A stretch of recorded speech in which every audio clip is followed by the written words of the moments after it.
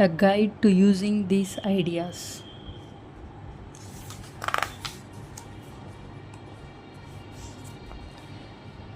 The 4 rules for a meaningful conversation. Happily married couples, successfully negotiators, persuasive politicians, influential executives, and other kinds of super communicators tends to have a few behavior in common.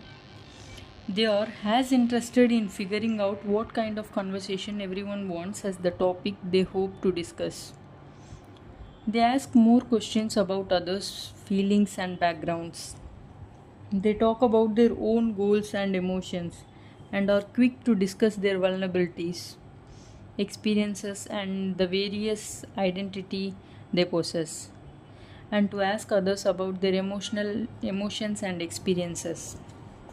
They inquire how others see the world, prove they are listening, and share their own perspectives in return. In other words, during the most meaningful conversations, the best communicators focus on 4 basic rules that create a learning conversation.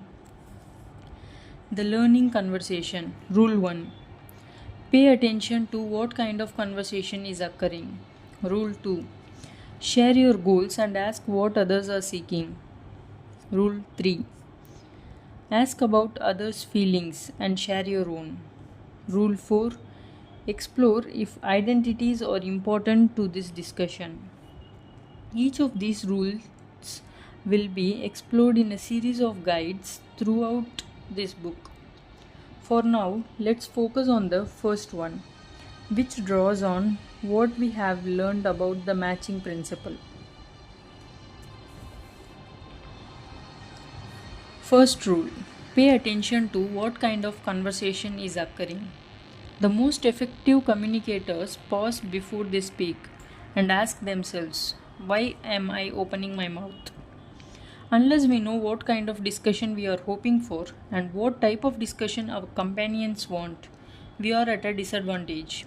As the last chapter explained, we might want to discuss practicalities while our partner wants to share their feelings.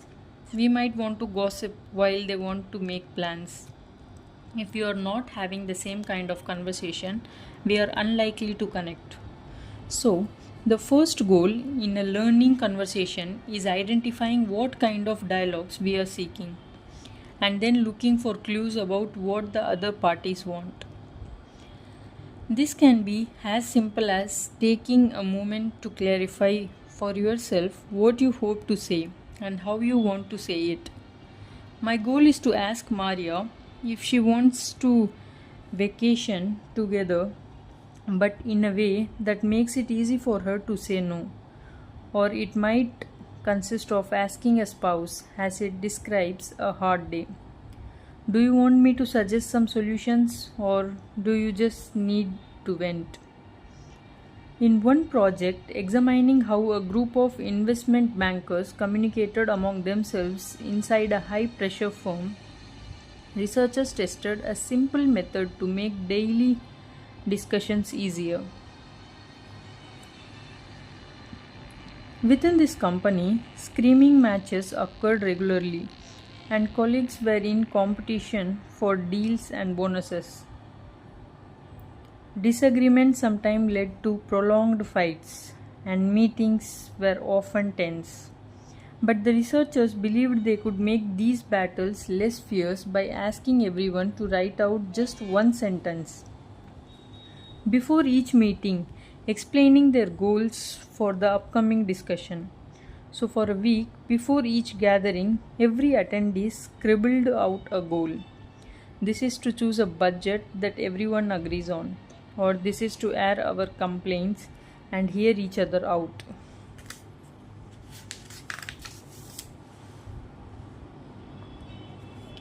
The exercise never took more than a few minutes. Some people would share what they wrote at the meeting start, others did not. Then, during each meeting, the researchers studied what people had written and took notes on what everyone said. They noticed 2 things. First, the sentences that people had written out usually indicated what kind of conversation they were seeking, as well as a mood they hoped to establish. They would typically specify an aim, air our complaints, and a mindset, hear each other out. Second, if everyone scribbled their goals ahead of time, verbal arguments declined significantly. People still disagreed with one another. They were still competitive and got upset, but they were more likely to walk away from a meeting satisfied, like they had been heard and had understood what other was saying, because they had determined what kind of conversation they wanted. They could convey their intent more clearly and listen as others declared their own goals. Before we phone a friend or chat with a spouse, we don't need to write out a sentence about our goals. Of course, but if it's an important conversation, taking a moment to formulate what we hope to say and how we hope to say it is a good idea. And then, during the discussion, try to observe your companions. Are they emotional? Do they seem practical minded? Do they keep bringing up other people or social topics? We all send clues as we speak and listen about what kind of conversation we want. Super communicators notice these clues and think a bit harder when they hope a conversation will go. Notice, do your companions seem emotional, practical, or focused on social topics? Have people set their goal for this conversation? Have you? Ask others, what do you want to talk about? Some people have trained teachers to ask students questions designed to elicit their goals because it helps everyone communicate what they want and need. When a student comes to a teacher upset, for instance, the teacher might ask, do you want to be helped, hugged, or heard?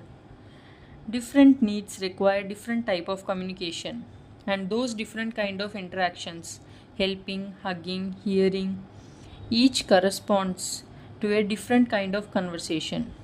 Do you want to be helped? A practical, what's this really about conversation. Hugged, an emotional, how do we feel conversation. Or heard, a more social, who are we conversation. When a teacher or anyone asks a questions like, do you want to be helped, hugged, or heard? What they are actually asking is, what kind of conversation are you looking for? Simply by asking someone what they need, we encourage a learning conversation, a dialogue that helps us discover what everyone most wants. Most of the time, when we are talking to a close friend or family, we engage in these kind of learning conversations without thinking about it. We don't need to ask what someone wants because we intuit what kind of discussion they are aiming for. It feels natural to ask people how they are feeling and to provide them with a hug or advice or simply to listen.